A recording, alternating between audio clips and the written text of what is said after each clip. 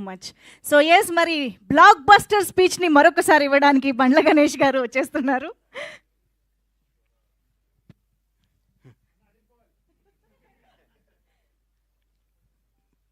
మొదటగా మీ జీవితాలు ఎలా ఉన్నా మీరు అతి సామాన్యమైన జీవితం గడుపుతూ కూడా మీ భార్య బిడ్డల కంటే సినిమా రంగాన్నే మక్కువ చేసుకొని సినిమా రంగమే మా అందరికీ వారధై సారథై మాలో ఎవరికి టాలెంట్ ఉన్నా దాన్ని జనానికి తెలియజేయడానికి కృషి చేస్తూ అహర్నిశలో పనిచేస్తున్న నా పాత్రికేయ మిత్రులందరికీ పాదాభివందనాలు. మీరు చేసే కళామ తల్లి సేవలో మీరు చేసే కష్టంలో మీరు ఫలితం పొంది చాలా తక్కువ, మీరు అనుభవిస్తుంది చాలా తక్కువ. మీ ద్వారా మీరు రాసిన మీ చేతి ద్వారా మీరు రాసి మీ పెన్ను ద్వారా కొన్ని జీవితాలు కొన్ని అద్భుతమైన స్థాయిలోకి తీసుకొచ్చిన మీ అందరికీ మీ రుణం తీర్చుకోలేంది. మీ అందరినీ ప్రతి ఒక్క తెలుగు ఇండస్ట్రీలో ఉన్న ప్రతి ఒక్క టెక్నీషియన్ కానీ ఆర్టిస్ట్ కానీ ప్రతి ఒక్క నిర్మాత కానీ మిమ్మల్ని హృదయాల్లో పెట్టుకొని చూసుకోవాలి. ఎందుకంటే మిమ్మల్ని ప్రేమించడం తప్ప మీకు మేము ఇచ్చి కొనలేము, మీ అభిమానాన్ని మేము పొందలేము, మీ ఆశీస్సులు తప్ప. మీ అందరికీ ఫస్ట్ ఉదయపూర్వక ధన్యవాదాలు తెలియజేస్తున్నాను. ఎందుకంటే దాదాపు 7 సంవత్సరాల తర్వాత సినిమా రంగం మీడియా ద్వారా రావడం జరిగింది. మీడియా రంగంలో నాకు ఎంతో సన్నిహితులు. నేను 32 ఏళ్ల కిందట వినాయకరావు గారు నా ఫస్ట్ ఇండస్ట్రీకి వచ్చినప్పుడు పరిచయం. వినాయకరావు గారు, బాలరెడ్డి గారు, బిఏ రాజు గారు, మోహన్ గోటెడ్డి గారు, జగన్ గారు, ఎందరో, మన భాస్కర్ భట్ల నా స్నేహితుడు, గంగాధర శాస్త్రి గారు, అన్నీ రవి, రకరకాల మంది, ఎంతోమంది ప్రవాహం పోతూ ఉన్నారు, కొత్త వాళ్ళు వస్తున్నారు. కానీ మీకు అందే తక్కువ, మీరు పడే కష్టం ఎక్కువ. మీ విలువ తీర్చుకోలేంది, మీరు చేసే శ్రమకి వెలకట్టలేంది. మీ అందరికీ హృదయపూర్వక ధన్యవాదాలు. గబ్బర్ సింగ్. నా తల్లిదండ్రులు నాకు జన్మనిస్తే పవర్ స్టార్ పవన్ కళ్యాణ్ ఆయన నాకు బతుకునిచ్చాడు. పవన్ కళ్యాణ్ గారి గురించి ఎంత చెప్పుకున్నా నేను తక్కువే. నేను ఆర్థికంగా ఎంత స్థాయికి వెళ్ళినా కానీ పవన్ కళ్యాణ్ లేకపోతే నాకు ఈ క్రేజు ఈ పేరు ఉండేది కాదు. మామూలుగా చిన్న చిన్న వేషాలు వేస్తూ ఉండి అప్పటికి కూడా ఏ రోజు కూడా బండ్ల గణేష్కి క్యారెక్టర్ కావాలి, ఈ క్యారెక్టర్ బండ్ల గణేష్ అనే స్థాయికి నా జీవితంలో రావటం జరగలేదు. వేషాలు వేయటం జరుగుతూ ఉండేది, రకరకాలు ఉండేది. ఒకనొక టైంలో అప్పుడు అసిస్టెంట్గా ఉన్న మా blockbuster director Harish Shankar garu కూడా నాకు ఒక చింతకాయల రవి అనే సినిమాలో నన్ను రికమెండ్ చేసి అమెరికా పంపించారు అప్పట్లో. అప్పటి నుంచి మా సన్నిహిత సంబంధాలు మాకుండేవి. నన్ను నిర్మాతం చేశారు పవన్ కళ్యాణ్ గారు. ఒకరోజు పిలిచి ఎందుకు అన్నాడు, కానీ నువ్వు సినిమాలు చేస్తావు, నేను నిర్మాత చేస్తాను. నేను షాక్ అయ్యి, నేను నమ్మలేదు.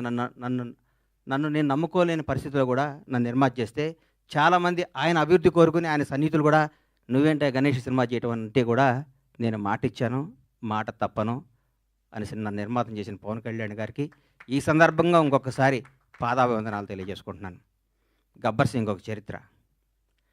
ఈరోజు మార్నింగ్ ఎక్కడో వాకింగ్ చేసి బయటకు వస్తుంటే, ఏందన్నా గబ్బర్ సింగ్ రిలీజు అంటున్నావు, టీవీలో వస్తుంది, గొడవ ఉంది, రెండో రిలీజ్కి ఎంత క్రేజ్ అయిందా అని అడిగాడు ఒక ఆయన. నేనన్నా, హిందువులకి భగవద్గీత, ముస్లింలకి ఖురాన్, క్రైస్తవులకి బైబిల్ ఎంత పవిత్రమైందో పవన్ కళ్యాణ్ అభిమానులకు కూడా గబ్బర్ సింగ్ ఎంత పవిత్రమైందిరా బాబు, అది అప్పుడు ఆ చిరస్థాయిగా గుండెల్లో ఉండిపోయేది అని చెప్పాను. దాని గురించి మనం ఏం చేయలేం. ఈ సినిమా అణువణువున ఏ బ్రహ్మ ముహూర్తాన భగవంతుడు ఈ ముహూర్తాన్ని క్లాప్ కొట్టించాడో కానీ, ఏ బ్రహ్మ ముహూర్తం హరీష్ శంకర్ గురించి చెప్పాలి. హరీష్ శంకర్ అనేవాడు జీవితంలో కోపానికి పగకి తేడా ఉంటుంది. కోప్పడేవాడు ఎవడో హానికరదు. కోపం అనేది నీడపాము లాంటిది, అది కరిచిన ప్రమాదం లేదు. పగ అనేది నాగుపాము లాంటిది, కరిస్తే చచ్చిపోతాం. మేమందరం కోప్పడే బ్యాచ్ అది. మేము ఏదన్నా గబగబ మాట్లాడుతుంటాం కానీ మేము ఏది మనసులో పెట్టుకోం. మాకు ఆ క్షణాన్ని ఆ పని అయిపోవాలి, ఆ క్షణం అది అయిపోవాలి. అంతేగాని మాకు కోపమో మాకు ఈగోనో మాకు మాట్లాడటం రాదని మీరు అనుకోవద్దు. మేము చాలా చిన్న స్థాయి నుంచి వచ్చిన వాళ్ళం కాబట్టి, చిన్న కుటుంబాల నుంచి వచ్చిన వాళ్ళం కాబట్టి, ఈ రంగుల ప్రపంచంలో మాకు స్థాయి వచ్చింది కాబట్టి, ఈ రంగుల దాంట్లో మాకు పేరు వచ్చింది కాబట్టి, దీన్ని నిలుపుకునే తాపత్రంలో మేము గబగబా మాట్లాడి కొన్ని తప్పులు చేస్తే దాన్ని మీరు మనసుకు తీసుకొని మమ్మల్ని హర్ట్ చేశాడు, మీ చేతిలో పెన్ననే ఆయుధంతో మా జీవితాన్ని మీద మచ్చరాయకూడదని మనస్ఫూర్తిగా మీకు కోరుకుంటూ, మీ ఆశీస్సులు ఉండాలని ఆశిస్తూ, మీ అందరి ఆశీస్సులతో మేము పైకి రావాలని ఇంకొకసారి కోరుకుంటున్నాం. ఈ గబ్బర్ సింగ్ అనే సినిమాని అణువణువున ప్రతి అడుగు, ప్రతి మాట, ప్రతి క్షణం, ప్రతి కష్టం హరీష్ శంకర్కే చెందుతుంది.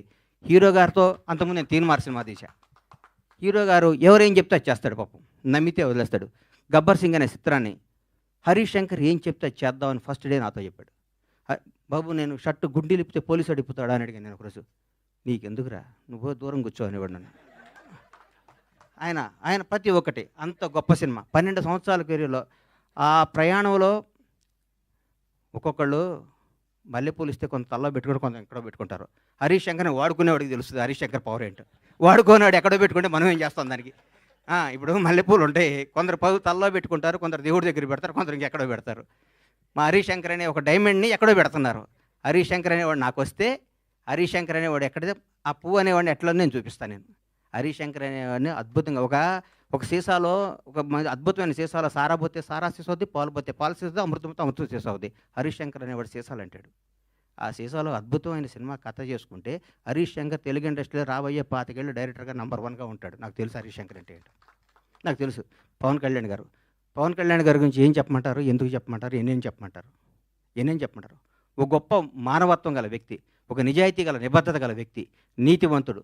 తన కోసమే కాదు, తన బిడ్డల కోసమే కాదు, తన బిడ్డల కోసం, తన కుటుంబం కోసం అంటే సంవత్సరానికి ఒక సినిమా చేసుకుంటూ ఎవరిని కలపకుండా 6 నెలలు ఇక్కడ, 6 నెలలు ఫారిన్లో, 6 నెలలు జనానికి కనపడకుండా నెలకు 10 రోజులు షూటింగ్ చేసుకుంటూ సంవత్సరానికి భారతదేశంలో ఏ నటుడు పొందనంత అత్యధిక రెమ్యునేషన్ పొంది కూడా హాయిగా బతకగల కెపాసిటీ ఉన్న పవన్ కళ్యాణ్ ఈరోజు జనం కోసం కుటుంబాన్ని వదిలేసి, పిల్లల్ని వదిలేసి, తన సుఖాలను వదిలేసి, అన్నీ వదిలేసి అహర్నిశలు పోరాడి 10 సంవత్సరాలు, దాదాపు 10 సంవత్సరాల పాటు, 10-12 సంవత్సరాల పాటు ప్రజల కోసం పోరాడి ఈరోజు ఒక స్థాయిలో ఉన్నారు. నేను పూర్తి స్థాయిలో ఉన్నాను నేను చెప్పను, ఎందుకంటే నేను ఆయన ఎక్కడో ఊహించుకున్నాను. అది అవుద్ది, ఆయన రోజు నేను మాట్లాడతా.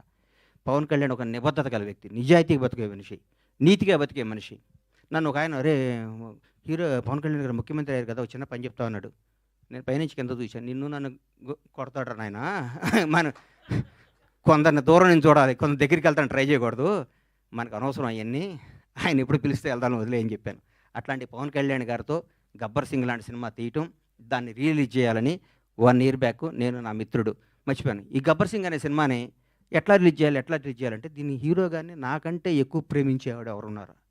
ప్రేమించి ఈ సినిమా రిలీజ్ చేయాలి, ప్రేమించి ఈ సినిమా డైరెక్ట్ చేశాడు హరీష్ శంకర్, ప్రేమించి ఈ సినిమా తీశాను నేను, ప్రేమించి అద్భుతంగా మ్యూజిక్ చేశాడు దేవిశ్రీ ప్రసాద్. ప్రతి ఒక్కళ్ళు, రమేష్ రెడ్డి గారు కానీ, సతీష్ కానీ, ఆ కోడైరెక్టర్లు కానీ, మా బాబీ కానీ, రామారావు గారు కానీ, ప్రతి ఒక్కళ్ళు ఈ సినిమాకి, మా విజయ్ కానీ డైరెక్టర్ అయ్యాడు విజయ్ కానీ, ఒక్కళ్ళు కాదు, మా హనుమంతరావు గారు కానీ, మా సుబ్రహ్మణ్యం కానీ, మా అయ్యప్ప కానీ, మా ప్రొడక్షన్ కానీ, మా టీం, మా శ్రీనివాస్ గారు కానీ, ప్రతి ఒక్కళ్ళు ఈ సినిమా ఇది కొట్టాలి సార్, ఇది కొట్టాలి, ఇది పండగ. ప్రతిరోజు మా ఇంట్లో ప్రతి షూటింగ్ అంటే పండగ జరిగే షూటింగ్. ఈ షూటింగ్లో హీరో గారు గుర్రం నుంచి పడబోయాడు. ఎక్కడ మన అది ఎవరన్నది గుజరాత్లో. షాక్ అయిపోయాను నేను, కింద పడితే ప్రాణం పోయేది. ఆ రోజు పవన్ కళ్యాణ్ గారికి ప్రాణం పోయేది. మాకు తెలియదు ఆ గుర్రం మా మాట ఉంటుందని. డైరెక్టర్ ఉన్నాడు, నేనున్నాను, గుండె ఆగిపోయింది. ఆ రోజు పొరపాటున ఎన్ని ప్రమాదాలు తట్టుకున్నామండి ఈ సినిమాలో, ఎన్ని ప్రమాదాలు. ఎంత కష్టపడ్డాడండి హీరో గారు. డైరెక్టర్ ఏం చెప్తే చేయమన్నాడు, ఏం చెప్తే చేశాడు. జనం దీనికి బ్రహ్మరథం పట్టారు. పవన్ కళ్యాణ్ కడుపు నిండా ఒకే రోజు బిర్యానీ, చికెన్ బిర్యానీ, మటన్ బిర్యానీ అన్ని కలుపుకొని కడుపు నిండా నిద్రపోయిన ఈ సినిమాని ఈ విధంగా రిలీజ్ చేయటం నా అదృష్టం. మా సత్యనారాయణ గారికి, ఈ సత్యనారాయణ గారిని ఎందుకు ఎన్నుకున్నానంటే, జనసేన నాయకుడు ఆయన.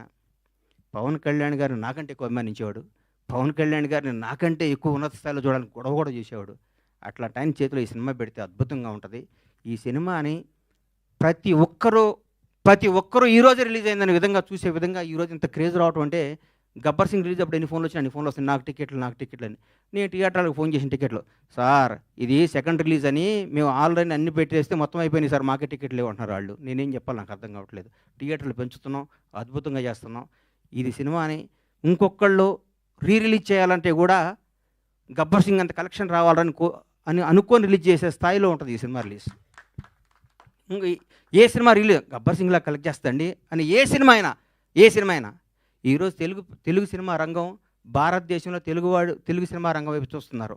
ఒకప్పుడు బాంబే అనేవాళ్ళు, తమిళనాడు, చెన్నై ఎట్లా అనేవాళ్ళు. ఈరోజు ఇండియన్ మొత్తం, ఒక రాజమౌళి, ఒక సుకుమార్, ఎంతోమంది, ఒక మన నాగశ్విన్, అద్భుతమైన డైరెక్టర్లు మన ఇక్కడి నుంచి వెళ్తున్న. భారతదేశం మొత్తం తెలుగు వాడిని చూసి తెలుగు నిర్మాత, తెలుగు డైరెక్టర్, తెలుగు యాక్టర్ని గర్వంగా చూస్తున్న స్థాయికి వస్తే, ఈ రంగంలో నేను 7 సంవత్సరాల సినిమా తీయడం చాలా బాధ అనిపిస్తుంది. నేను తప్పు చేశాను, నన్ను క్షమించాలి. నేను సినిమాలు తీస్తా, నేను సినిమాల్లోనే పుట్టాను, సినిమాల్లోనే ఉంటాను. సినిమానే నా వ్యాపకం, సినిమానే నా జీవితం, సినిమానే నా ఆశ. బ్లాక్ బాస్టర్ల సినిమాలు తీస్తా, బ్లాక్ బాస్టర్స్. ఇండస్ట్రీ మొత్తం బండ్లా గణేష్, పరమేశ్వర ప్రొడక్షన్స్ అంటే ఏంటో మళ్ళీ చూపిస్తానికి అదే సంకల్పంతో బతుకుతానని మీ అందరు ఆశీస్సులు కావాలి, మీ అందరు అభిమానం కావాలి, మీ అందరు ప్రోత్సాహం కావాలి. ఎక్కడెక్కడ నేను చిన్న తప్పులు చేసినా నన్ను క్షమించి నన్ను రెక్టిఫై చేయాలి, కానీ దాని మీద రాయకూడదు మీరు. అది నా విన్నపం. ఎందుకంటే వీడు దొరికాడని రాస్తారు, అది నా విన్నపం. అందుకే థ్యాంక్ యూ. Thank you. ఈ సినిమాను ఆదరించి మళ్ళీ పెద్ద ఈ సినిమాకు వచ్చే కలెక్షన్స్ బిత్తరపోయే విధంగా ఉండాలని మనస్ఫూర్తిగా కోరుకుంటూ, ముఖ్యంగా పవర్ స్టార్ అభిమానులకి మనందరికీ నేను చెప్తున్నా, ఇంతకుముందు పవర్ స్టార్ పవన్ కళ్యాణ్ గారు మనం ఏం చేసినా పవన్ కళ్యాణ్ అభిమాని ఎగిరినా ఒక న్యూసే, తగ్గిన న్యూసే. ఇప్పుడు నేను చెప్తున్నా, గౌరవ ఆంధ్రప్రదేశ్ రాష్ట్ర ఉప ముఖ్యమంత్రి, జనసేన నాయకుడు, ఈరోజు భారతదేశాన్ని పరిపాలిస్తున్న ప్రభుత్వంలో ఒక కీలక పాత్ర పోషిస్తున్న మహోన్నత వ్యక్తి. మనం థియేటర్లో చాలామంది థియేటర్లు ఎందుకు ఇవ్వట్లేదు అంటే, బాబోయ్ మీ పవన్ కళ్యాణ్ ఫ్యాన్స్ మా సీట్లు ఎరగొడతారంటున్నారు. మీ అందరికీ చెప్తున్నాం సార్, ఎగ్జిబిటర్స్ అందరికీ, మా పవన్ కళ్యాణ్ ఫ్యాన్స్ ఇంతకు ముందు కాదు, క్రమశిక్షణ గల వాళ్ళు, మీ సీట్లు ఎరగొట్టరు, ఆనందం తెలియజేసుకుంటారు, మీకు ఏ నష్టం చేయరు. దయచేసి మాకు థియేటర్లు ఇవ్వండి. దయచేసి చేతులెత్తి నమస్కరిస్తున్న ఎగ్జిబిటర్స్ అందరికీ థియేటర్స్ ఇవ్వండి. పవన్ కళ్యాణ్ ప్రతి ఒక్క అభిమాని సెప్టెంబర్ 2వ తారీఖు నాడు ఉదయాన్నే గుడికి వెళ్తాడు, 11 థియేటర్కి వెళ్తాడు. ఇది కన్ఫర్మ్. గుడికి వెళ్ళి పవన్ కళ్యాణ్ 100 ఏళ్ళు బతకాలనుకుంటారు, థియేటర్కి వచ్చి పవన్ కళ్యాణ్ ఉత్సవాలు చూసుకుంటారు. ఈ రెండింటిని మాత్రం మీరు మమ్మల్ని నిరుత్సాహపరచొద్దు. దయచేసి ఆంధ్రప్రదేశ్లో ఉన్న తెలుగు రాష్ట్రాల్లో ఉన్న ప్రతి ఎగ్జిబిటర్కి చేతులెత్తి నమస్కరిస్తే రిక్వెస్ట్ చేస్తున్నా, థియేటర్ ఇవ్వండి. మీ థియేటర్ పవన్ కళ్యాణ్ ఫ్యాన్స్ తరపున, పవన్ కళ్యాణ్ అభిమానుల తరపున, ఒక అభిమానిగా, పవన్ కళ్యాణ్ భక్తుడిగా నేను మీ అందరికీ మాటిస్తున్నాను, మా వాళ్ళు థియేటర్లు ఎరగొట్టరు, థియేటర్లు ఆగం చేయరు. పవన్ కళ్యాణ్ మనుషులు అండి మేము. మా బాస్ ఇలా ఆంధ్రప్రదేశ్ రాష్ట్ర ఉప ముఖ్యమంత్రి, జనసేన అధ్యక్షుడు, ఇంతకుముందు పవర్ స్టార్ కాదు. మేము మా దేవుడి కోసం మీకు ఏ హాని తలపెట్టాం, మేము అభిమానించుకుంటాం. ఈ గబ్బర్ సింగ్ సినిమా తీస్తే మాకు దైవ దర్శనం జరిగినట్టు కాబట్టి మా దైవ దర్శనానికి మీరు ఆటంకం కలిగించొద్దని రిక్వెస్ట్ చేస్తున్నాం. ఈరోజు ప్రతి ఒక్క కార్యకర్త, తెలుగుదేశం లేదు, బీజేపీ లేదు, ఆంధ్రప్రదేశ్లో ఉన్న జనసేన ప్రతి ఒక్కళ్ళు రోజు థియేటర్లో ఉంటున్నారు. మీరు థియేటర్లు ఇవ్వకపోతే ఎట్లా సార్? ఇవ్వండి, దయచేసి ఇవ్వండి, మమ్మల్ని ఎంకరేజ్ చేయండి. Thank you.